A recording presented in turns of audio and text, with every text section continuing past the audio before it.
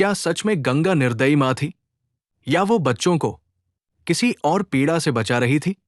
जब 8वीं संतान हुई और गंगा उसे भी लेकर नदी की ओर बढ़ी, इस बार शांतनु खुद को रोक न सके। गंगा को रोकते हुए कहा कि ये अमानवीय है, तुम औरत हो, कोई मां ऐसा नहीं करती।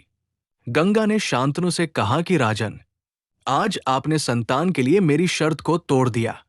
मैंने जिन पुत्रों को नदी में डाला था वे सभी वसु थे, जिन्हें वशिष्ठ ऋषि ने श्राप दिया था, जिनका जन्म हर पल दुख सहने के लिए हुआ था, जीवन भर के कष्ट सहने से बचने के लिए।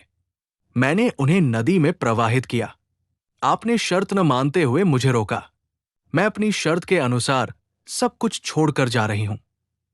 ऐसा कहकर गंगा शांतनु के 8वें पुत्र को अपने साथ लेकर चली गई।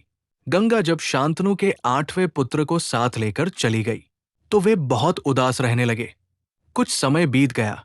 शांतनु एक दिन गंगा नदी के तट पर घूम रहे थे। वहां उन्होंने देखा कि गंगा में बहुत थोड़ा जल रह गया है और वो प्रवाहित नहीं हो रहा है।